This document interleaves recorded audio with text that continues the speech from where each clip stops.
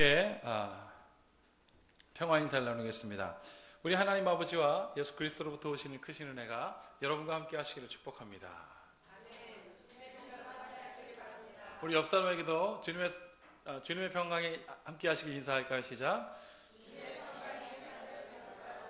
아멘. 오늘은 불가항력의 평강이라는 말씀을 나누겠습니다. 하나님께서 주시는 평강을 우리가 거절할 수 없다는 거죠.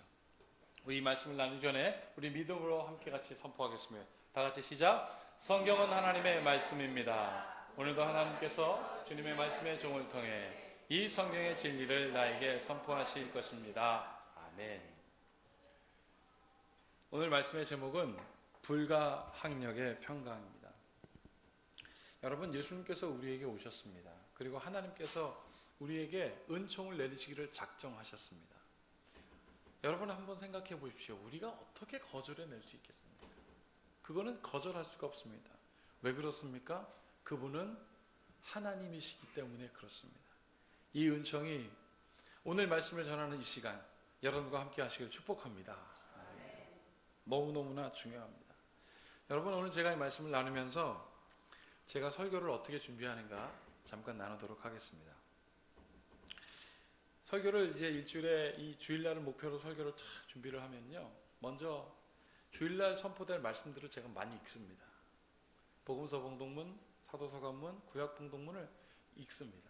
한 번 읽는 게 아니라 읽고 또 읽고 또 읽고 또 읽습니다. 시간 날 때마다 읽습니다.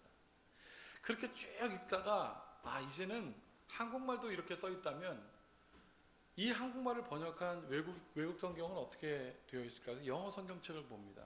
제가 보는 성경이 한 8가지 정도 됩니다. 그 8가지 영어 성경에는 보수적인 성경이 있습니다. 보수적인 성경. 예를 들자면 U라는 말을 YE로 표현하는 아주 오래된 성경도 있고요. 또 어떤 성경은 굉장히 진보적인 성경이 있습니다. 예를 들어서 예수님께서 말씀하셨습니다. 이렇게 된 게 아니라 예수님께서 말했어요. 뭐 이런 식으로요. 그런 성경을 한 8권 정도 막 봅니다. 진보적인 성경, 그리고 또 보수적인 성경. 그렇게 보고 나면 뭐가 생기냐면 공통점이 생깁니다. 이 단어를 여기서만 쓴 게 아니라 이것도 썼구나. 그래서 공통점을 딱 찾아내면 이게 약간 소름이 탁 돋아요. 하나님께서 이러한 말씀을 이거 마이크 볼륨 조금만 줄여주시겠습니까?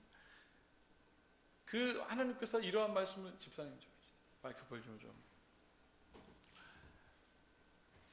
그때 하나님께서 누가 진보적인 마음으로 썼든 보수적인 마음으로 썼든 이 말씀은 똑같구나라는 생각을 합니다. 그 다음에 어떤 단계를 하냐면 구약시대 때 썼던 저 말씀이 과연 그 당시엔 어떠한 상황이었는가, 그때의 사회적인 상황, 정치적인 상황, 문화적인 상황은 어떤지 공부를 합니다.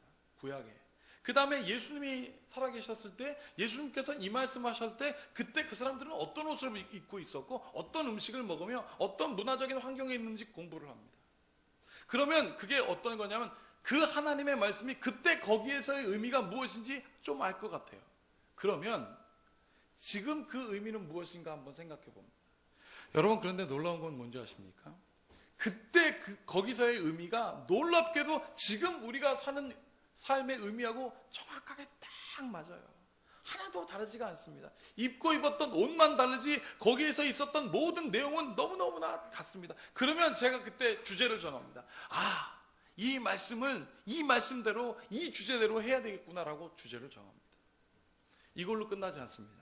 그 다음에는 구약시대 때 쓰였던 글자, 쉽게 얘기하면 그 히브리어에서는 이것을 무엇으로 표현했는가, 신약시대 때 헬라어에서는 뭐라고 표현했는가, 그렇게 다 한 다음에 설교를 탁 준비합니다.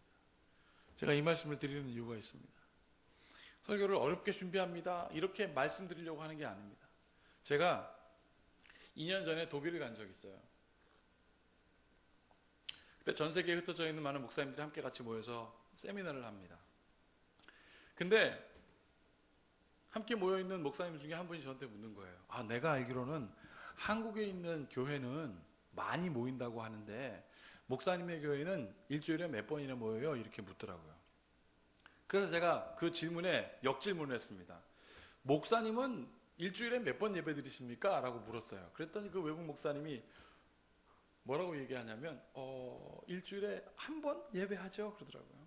주일날 한 번 예배를 한다는 거예요. 그래요? 그래서 제가 물었습니다.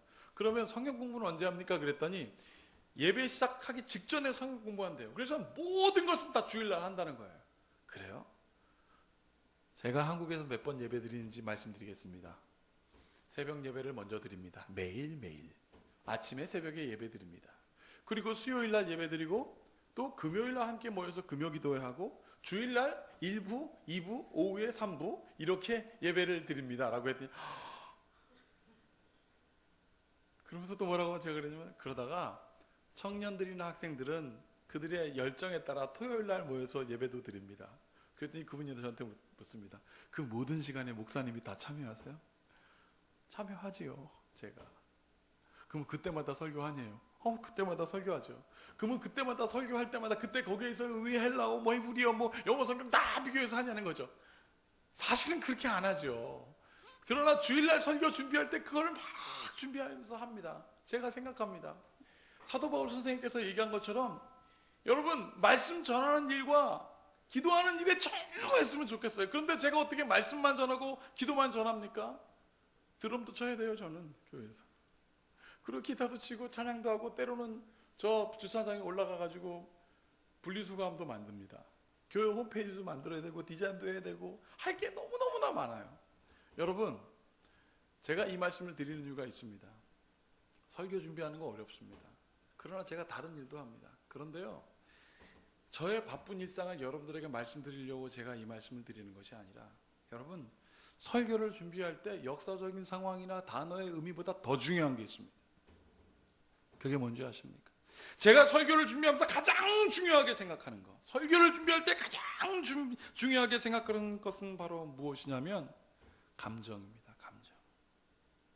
그때 예수님께서 제자들에게 말씀하실 때 어떤 감정을 갖고 말씀하셨을까? 여러분 아무리 사실을 많이 알아보십시오. 감정이 없으면 사람 움직이지 않습니다. 아무리 똑똑해도 내 감정이 움직이지 않으면 그 사람은 변화가 되지 않습니다. 그래서 예수님의 마음은 어땠을까 생각합니다. 한 걸음 더 나아가 우리 예수님의 감수성이 도대체 어떻게 됐을까? 제가 그거에 관심을 갖습니다. 여러분 그런데요 성경에요 예수님의 감정이 나와 있더라고요. 읽고 또 읽고 기도하고 보니까 거기 오늘도 보십시오. 이렇게 되어 있습니다. 자 19절 20절 보면 이렇게 되어 있습니다. 자 19절 제가 읽어드리겠습니다. 이날 곧 안식 후 첫날 저녁 때에 제자들이 유대인들을 두려워하여 모인 곳에 문들을 닫았더니 예수께서 오사 가운데 서서 이르시되 너희에게 평강이 있을지어다 이렇게 되어 있습니다. 그 다음에 20절 함께 읽어보겠습니다. 시작. 이 말씀을 하시고 손과 옆구리를 보이시니 제자들이 주를 보고 기뻐하더라 이렇게 되어 있습니다. 여러분 이 말씀을 읽어보면 제자들의 감정은 분명하게 보여요. 어떻게요? 제자들이 주를 보고 기뻐하였다. 제자들의 감정이 보이는데 그러면 예수님의 감정은 어디 있느냐 이거예요. 여러분 잘 들어보십시오.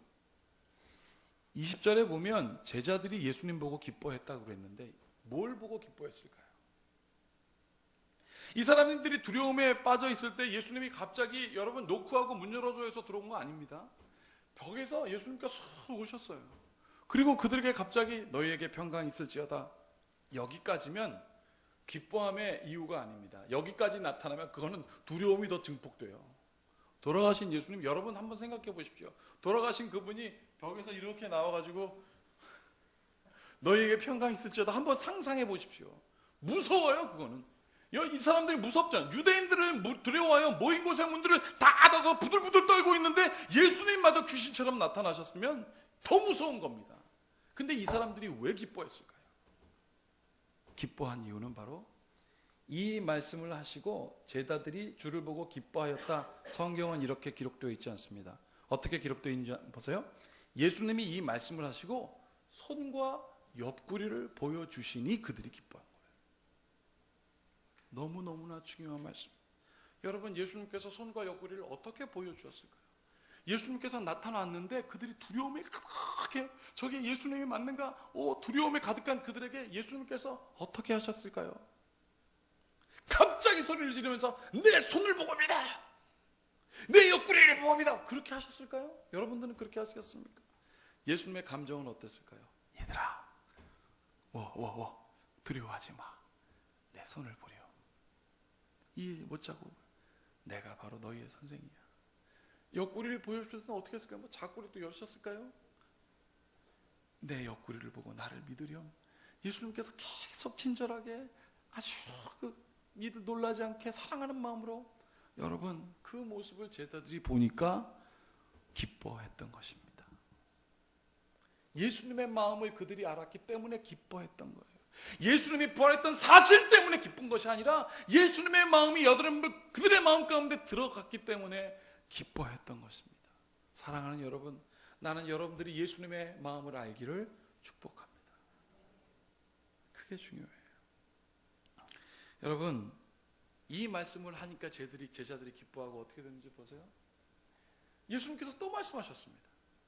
평강이 있을지어다 말씀하시고 또 말씀하셨습니다. 예수께서 또 이르시되 너희에게 평강이 있을지어다. 아버지께서 나를 보내신 것 같이 나도 너희를 보내노라 그랬습니다. 여러분, 예수님께서 또 말씀하셨어요. 야, 이제 좀 알겠니? 내가 너희에게 평강을 전하노라.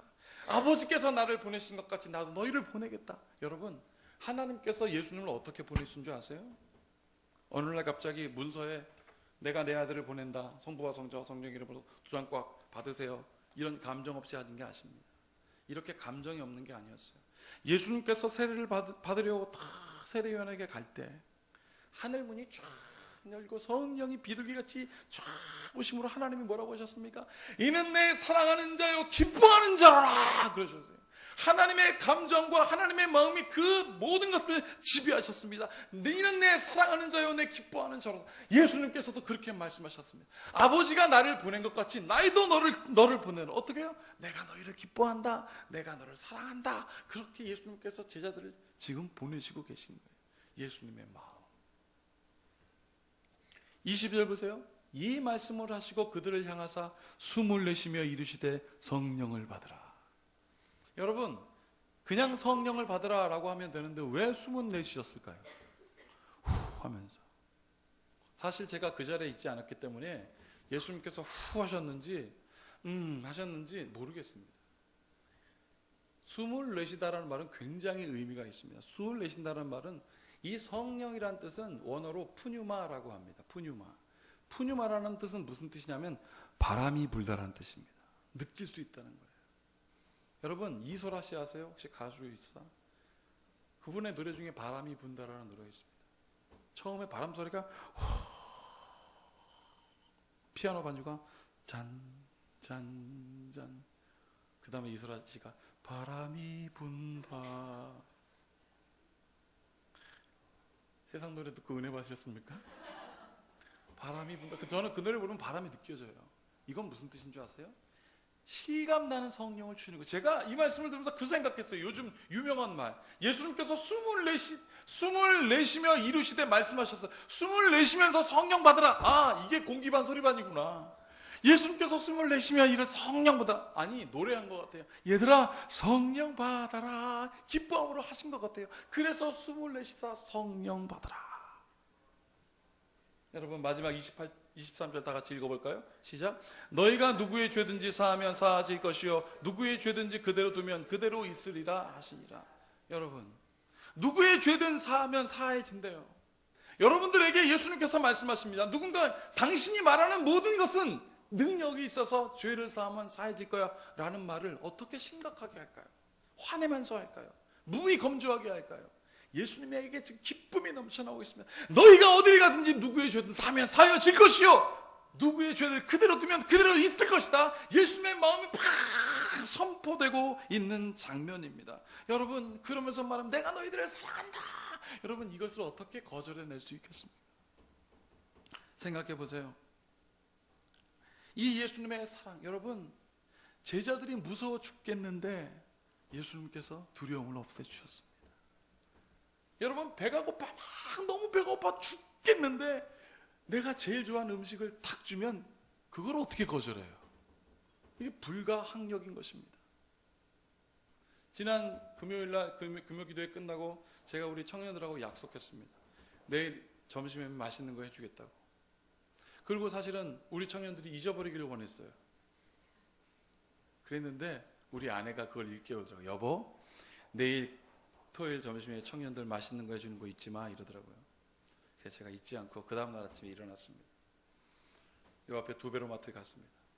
가서 오징어 2마리, 홍합 1팩, 그리고 갑자기 재료를 잊어버렸는데 그거 하나, 그 다음에 콩나물, 버섯, 팽이버섯 이런 거 사가지고 즐거운 마음으로 와가지고 짬뽕을 만들어줬어요. 제가. 우리 고건율 간사가 2시에 자기 할머니 생신이라고 거기 가야 된대요. 근데 목사님 저희 가야 되는데 우리 딱 보더니 그 짬뽕을 딱 보더니 멈칫, 갈까 말까. 그래서 제가 그랬어요. 건율아, 배고프면 먹어. 배고프니까 세상에서 제일 맛있는 짬뽕이래요, 걔가. 여러분, 배고픈 거를 어떻게 거절합니까? 배고플 때 나오는 맛있는 음식은 불가항력입니다. 또 하나 예를 들어 볼까요? 어떤 여자가 남자를 좋아해요. 너무나 좋아해요. 근데 고백은 못하겠어요. 창피해서. 남자가 나한테 사랑한다고 얘기해야 되는데 사랑한다고 얘기는 안 해요. 근데 어느 날 갑자기 그 남자가, 내가 너무나 좋아하는 그 남자가 날 보고 탁 얘기합니다. 미지씨 결혼해 줄래요? 그거를 거절해요? 그냥 불가항력입니다. 사랑하는 여러분, 예수님의 사랑, 하나님의 사랑이 이와 같습니다. 가장 필요할 때, 가장 무엇이 어려울 때 하나님은 그 필요를 채우고 그 어려움을 채워주신다는 거예요. 사랑하는 여러분, 거친 풍랑에서 막 죽을 것 같은데 누군가 나한테 구원의 손길을 내는 걸 그걸 어떻게 거절합니까? 그건 불가항력이에요. 내가 죽을 것 같을 때 누가 손 내밀면 그걸 어떻게 거절합니까? 불가항력적인 은혜를 잡는 거예요. 그게 바로 구원인 것입니다. 사랑하는 여러분, 이것이 바로 하나님이 여러분들을 사랑하는 사랑, 우리가 가장 힘들고 어려울 때 사랑하시는 그 사랑, 필요를 채우시는 하나님이라는 사실을 오늘 깨닫는 여러분들 되기를 축복합니다. 옆 사람에게 선포할까요? 필요를 채우시는 하나님을 경험하세요. 시작. 필요를 채우시는 하나님을 경험하세요. 아멘. 제자들이 지금 문 꼭꼭 닫았습니다. 근데 예수님께서 두려워하는 그들에게 뭘 주셨다고요? 평강을 주셨잖아요. 두려움이 싹 없어졌어요. 그 평강을 어떻게 가항하겠습니까? 그런데 그 중에 하나 도마는 얘기합니다. 나는 몰라. 사실만 얘기합니다. 난 거기 없었어. 거기 없었는데 내가 예수님 부활하는 걸 어떻게 믿어라고 계속 사실만 얘기합니다. 여러분, 도마를 보세요. 다른 제자들이 그에게 이르되 우리가 주를 보았노라 하니 도마가 이르되 내가 그의 손에 못자국을 보며 내 손가락을 그 못자국에 넣으며 내 손을 그 옆구리에 넣어보지 않고는 믿지 않겠다 그랬습니다. 여러분, 요한이 이거를 기록하면서 아주 재미있는 단어를 하나 썼습니다. 아무리 찾아보세요. 여기 무슨 재밌는 단어 있습니까? 없습니다. 근데 있어요. 재밌는 단어가. 잘 보세요. 다른 제자들이 그에게 이르되 우리가 주를 보았노라 하니 도마가 이르되 내가 그의 손에 못자국을 보며 내 손가락을 그 못자국에 넣으며 내 손을 그 옆구리에 넣어보지 않고는 믿지 아니하겠노라. 그 다음에 재밌는 단어가 뭐냐면 하니라 이거예요. 요한은 봤거든요. 너 도마 두고 봐라. 네가 아무리 이렇게 얘기했지, 네가 이렇게, 여러분들도 보십시오. 도마가 이렇게 얘기했습니다. 그런데 예수님께서 이렇게 얘기한 도마에게 어떻게 얘기할까요? 요한은 알고 있습니다. 네가 이렇게 말했지, 그렇게 아니라 두고 봐라. 예수님께서 어떻게 반응하시나 보세요. 이렇게 반응하십니다. 27절 다 같이 읽겠습니다. 시작. 도마에게 이르시되 내 손가락을 이리 내밀어 내 손을 보고 내 손을 내밀어 내 옆구리에 넣어보라. 그리하여 믿음 없는 자가 되지 말고 믿는 자가 되라. 믿지 못하겠다고, 나 그 손에 손가락 넣어볼래, 나 옆구리에 손 넣어볼래 하고 하는 그 도마의 그 궁금함과 그 불안함 그대로 하나님이 오셨습니다. 도마야, 손가락을 넣어봐라. 도마야, 손을 넣어봐라. 그래서 믿지 않는다 되지 말고 믿는 자가 되라. 이것이 바로 주님이 여러분들을 사랑하는 사랑입니다. 이것을 어떻게 거절할 수 있습니까? 이것을 어떻게 우리가 가항할 수 있겠습니까? 불가항력의 은혜를 경험하니 도마가 이렇게 얘기하잖아요. 다 같이 읽어보겠습니다. 시작. 도마가 대답하여 이르되 나의 주님이시요 나의 하나님이시이다 라고. 여러분들의 입에서 이 고백을 하게 하시는 주님을 믿으십시오. 여러분들 혹시 도깨비라는 말, 혹시가 아니라 도깨비라는 말 잘 아시죠? 도깨비를 보신 분 계실지 모르겠지만 여러분 착각하지 마십시오. 도깨비는 절대 여러분들에게 이렇게 나타나지 않습니다. 도깨비는 여러분들에게 뿔이 달려서 나타나지 않습니다. 도깨비라는 뜻은 무슨 뜻이냐면 우리나라 토속적인 신라에서 나온 말인데, 도깨비라는 말은 두드리라는 말에서 나왔습니다. 두드리라는 말에서 어디로 나아갔냐면 두드리다가 됐습니다. 이 두드리가 무슨 뜻이냐면, 여러분 우리나라 사람들이 막 굿할 때 어떡합니까? 꽹가리 치죠. 다당당다당당다당 막 이렇게 치잖아요. 제 손끝을 보면 저도 칠 줄 안다는 얘기죠. 다당당다당 막 이렇게 칩니다. 북을 칩니다. 이거 왜 치는 줄 아세요? 신령님 내 마음 좀 들어주세요 라고 두들기는 거예요. 그게 두드리는 거예요. 두드리는 거. 신령님 내 마음을 들어주세요. 두들기는 게 제의적 표현입니다. 제사할 때 드렸던 거예요. 여러분, 그런데 그 두드리다라는 말이 도깨비로 바뀌었습니다. 그래서 도깨비가 항상 뭐 들고 다닙니까? 금나 와라 와라 뚝딱 방망이 들고 다니는 거예요. 그게 상징적인 도깨비는 귀신이 아니라 우리나라의 사람들이 토속적으로 갖고 있는 신에 대한 은총에 대한 그 가란 소원, 소망에 두드리는 게, 그게 두드리는 거예요. 이게 두드리는 게. 앞으로 도깨비 무서워하지 마십시오. 두드리는 거예요. 제가 이 말씀 드리는 이유가 있습니다. 이 말을 누가 한 거냐면 김덕수 사물놀이패, 바로 이분, 김덕수 씨. 키가 160도 안 되고 조그만 분입니다. 이분이 이 얘기를 하면서 뭐라고 했는지 아십니까? 자기가 유엔 사무총회 같은 데 가서 초청받아 간대요. 그러면 자기가 이 상고를 쓰고 북을 치면서 두들릴 때 꽹과리를 따당당당 막 친대요. 그래서 자기가 뭐라고 하는 줄 아십니까? 두들기면서 그런데 하나님 나는 당신이 좋아요 하나님, 그러면 기뻐하면서 노래를 한대요. 그리고 눈을 탁 뜨잖아요. 언어, 문화, 사회, 정치, 그 모든 것이 다른데 그 사람들이 딱 기뻐하더라는 거예요. 하나님 내가 당신에게 두들깁니다. 사랑하는 여러분, 예수님께서 우리에게 말씀하셨잖아요. 구하라, 찾으라, 두드리라 하셨습니다. 여러분들이 하나님께 두드릴 때 하나님은 두드리는 모양 그대로 나타났습니다. 그래서 우리가 토하는 기도를 하는 거예요. 이 기도하면 될까요? 이 기도하면 안 될까요? 하지 마세요. 우리가 하나님 앞에 뭐라고? 하나님께 다 토해내는 것입니다. 사랑하는 여러분, 그래서 요한일서 5장 오늘 사도 서가문에 이렇게 되어 있는 거예요. 하나님을 사랑하는 것은 이것이니 우리가 그의 계명을 지키는 것이라. 그의 계명들은 무거운 것이 아니로다. 어렵지 않다 그랬습니다. 4절, 무릇 하나님께로부터 난 자마다 세상을 이기느니라. 세상을 이기는 승리는 이것이니 우리의 믿음이니라. 5절 6절 다 함께 읽어보겠습니다. 시작. 예수께서 하나님의 아들이심을 믿는 자가 아니면 세상을 이기는 자가 누구냐? 이는 물과 피로 임하시는 이신이 곧 예수 그리스도시라. 물로만이 아니요 물과 피로 임하셨고 증언하시는 이는 성령이니 성령은 진리니라. 아멘. 여러분, 진리는 아무리 우리가 거절한다고 해도 변하지 않습니다. 우리가 아무리 1 더하기 2가 4라고 해보십시오. 절대로 그거는 맞지 않습니다. 진리는 변하지 않습니다. 진리는 우리가 불가항력적으로 받아들일 수밖에 없습니다. 오늘 성경은 얘기합니다. 성령은 진리다. 그래서 교회가 있는 거예요. 여러분, 그런데 우리가 살고 있는 삶은 어떻습니까? 우리가 지금 살고 있는 삶, 치즈 햄버거에 베이컨 안 들어갔다고 총 쏘는 삶이에요. 미국에서 있었잖아요. 치즈 햄버거 시켰는데 베이컨이 빠져있다고 뚜껑 열고 베이컨 없어 빨리 줘, 조금만 기다려, 이따가 오면, 지금 베이컨 없으니까 오후에 오면 내가 3개 줄게요 그랬대요 점원이. 근데 왜 내 건 베이컨 없고 쟨 베이컨 있냐고 총 꺼내가지고. 여러분, 내 뜻대로 되지 않는다고 조금도 참아내지 못하는 이 세상의 문제가 과연 무엇서부터 시작했을까요? 진리가 없어서 그렇습니다. 예수가 없기 때문에 그렇습니다. 많은 교회들이 세상으로부터 욕먹는 이유가 뭔지 아세요? 예수가 없기 때문에 그렇습니다. 사랑하는 여러분, 우리 큰빛교회에 함께 예배하는 여러분, 여러분들의 마음 가운데 그리스도를 두기를 축복합니다. 독일 초등학교에 이런 일이 있었습니다.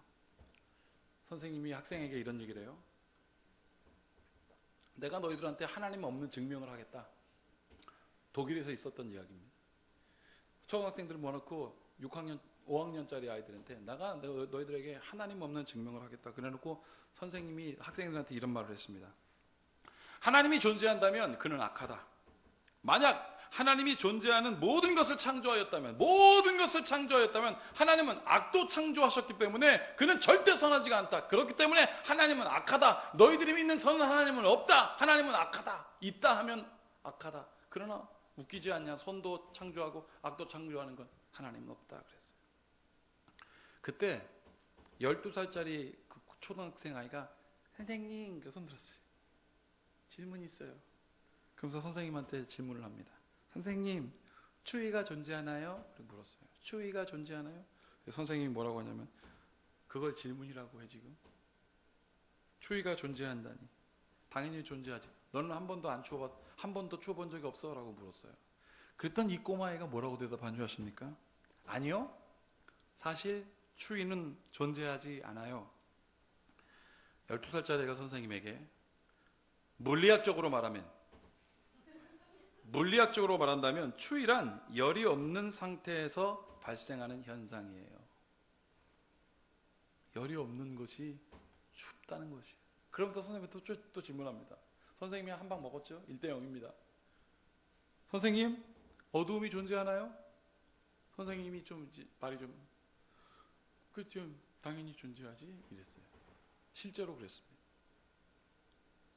아이가 얘기합니다. 선생님 틀렸어요.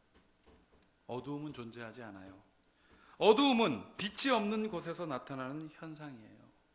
우리가 빛에 대해서는 공부할 수 있지만 어디서부터 빛이 시작되는지, 그 빛이 어떤 굴절이 일어나는지 우리가 빛은 공부할 수 있지만 어두움은 아니에요. 악도 존재하지 않아요. 어두움과 추위와 똑같아요. 하나님은 악을 창조하지 않았어요. 악이라고 하는 것은 사람 속에 하나님의 사랑이 없으면 나타나는 현상이에요 라고 했습니다. 12살짜리 그분이 저희 루터교회 선배님이세요. 루터교회 목사 선배님이에요. 자랑스러운 루터교 목사님. 의사이고요, 또 음악가이기도 합니다. 그분이 바로 누구냐면 아인슈타인이 12살 때 하나님은 악을 창조하지 않았어요.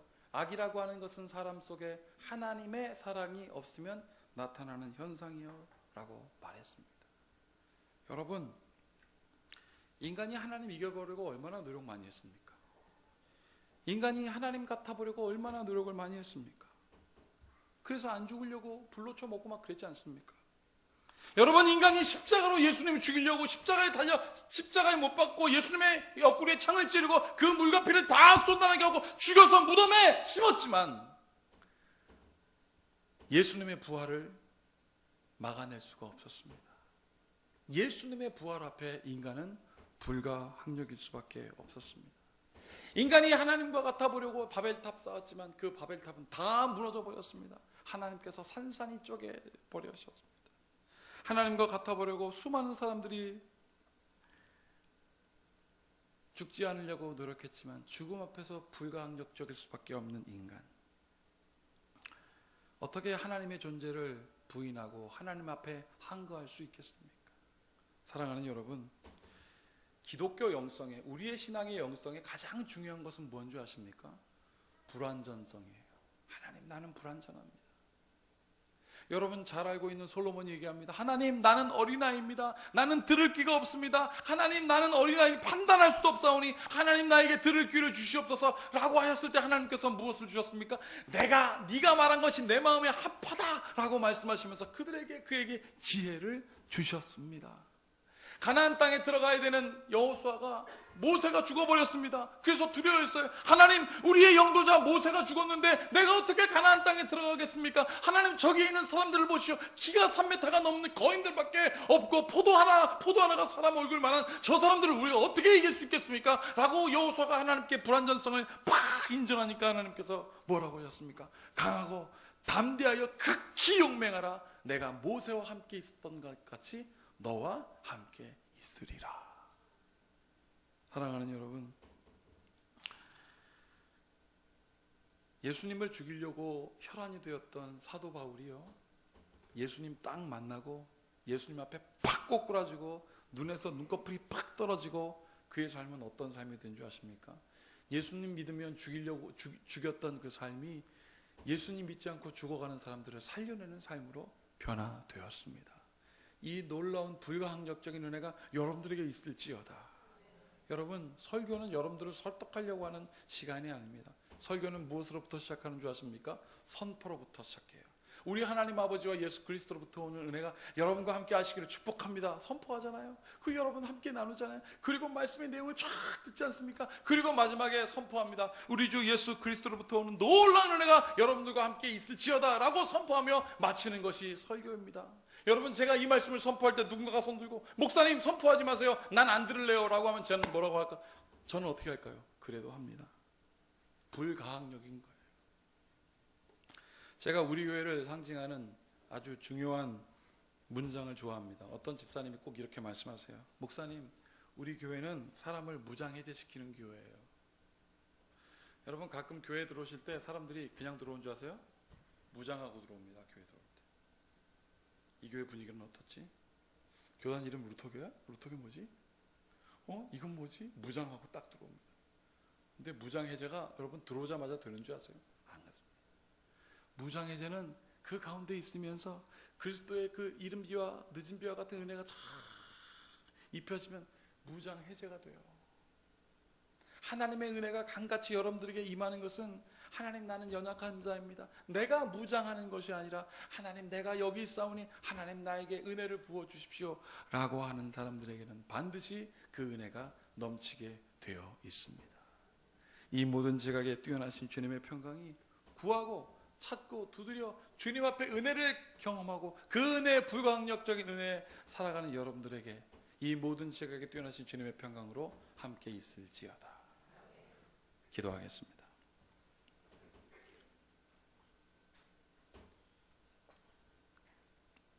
주님, 어쩌면 주님은 우리의 구함을 다 하시고 연약함을 인정하는 우리에게 연약함 가운데 강하게 하십니까?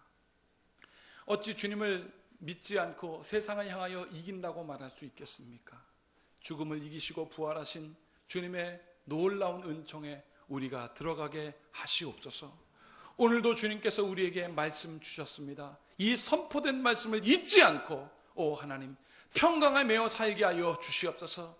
예수님의 의심하였던 도마가 그리스도의 평강을 얻고 죽는 그날까지 복음을 선포하여 이 땅에 하나님의 교회가 왕성하게 되었던 것처럼 우리에게도 하나님의 놀라운 평강이 넘쳐나게 하시옵소서. 우리 주 예수 그리스도의 이름으로 축복하며 기도하옵나이다. 아멘.